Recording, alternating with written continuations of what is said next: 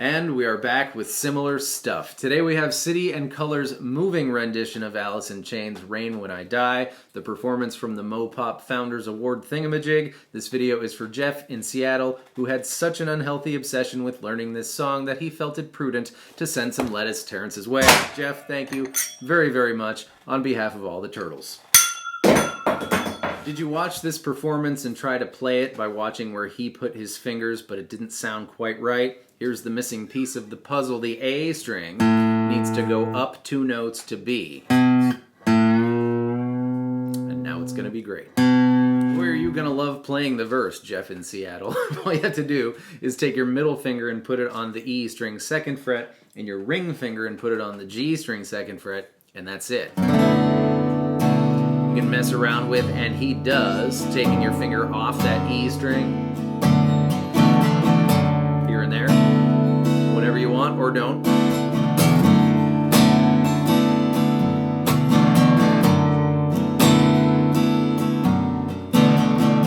Get the idea. That's the verse. For the chorus, take your middle finger and put it on E3, your ring finger goes on A3.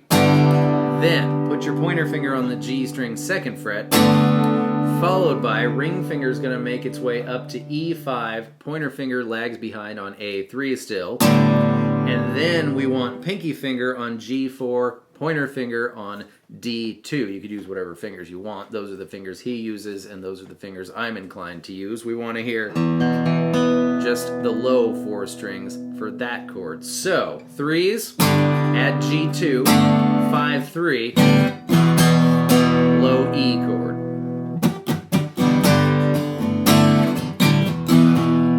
For the second one, he does the same first 2 steps, but now he's just going to move this shape up 2 frets and land on that same low E chord. The third one is the same as the first one.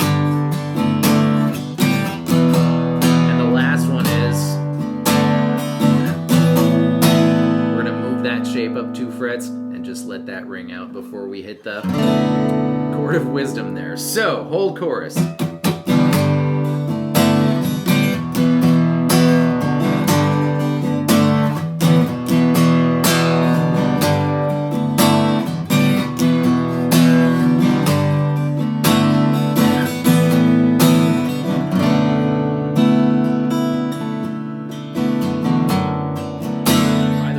Feeling beflummoxed about this tuning is what makes this chorus possible. When we play the same fret of the E and the A string, these 2 notes have a power chord relationship. It's a root and a 5th.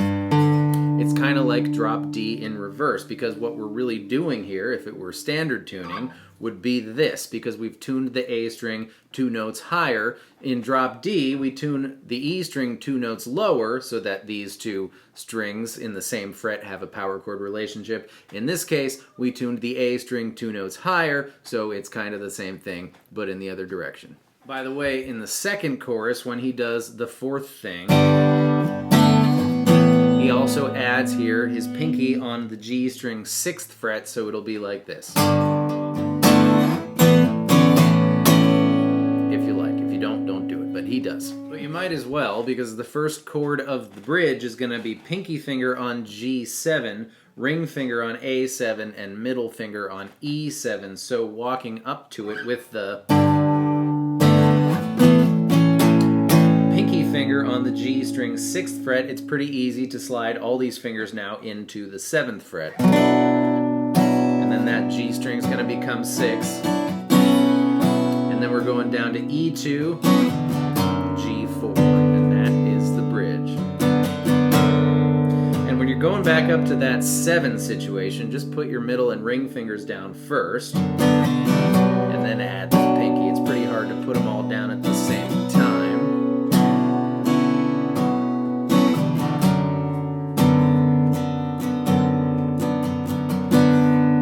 So 7, 7, 7, E, A, G. G becomes 6. And then we want E2, G4.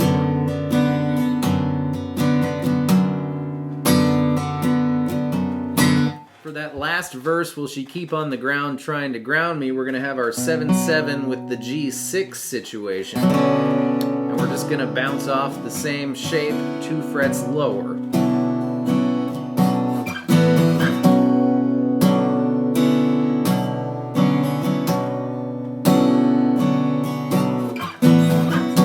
just do that till the last chorus comes.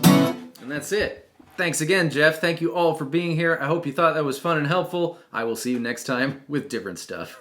But wait, faithful watchers, until the end, I have dropped a major ball in the paying attention to my own life department. Would you believe today's video was the 1001st video on the channel, which means yesterday's video, I missed it, was the 1000th. But if anything deserves a bell of tremendous achievements, I believe that does. Thank you all so much for being here day in, day out. Those of you who've been here for 4 years, those of you for 4 days, for being so awesome on the other end, because I never would have made 1001 videos if there wasn't a good reason to, and that good reason is you.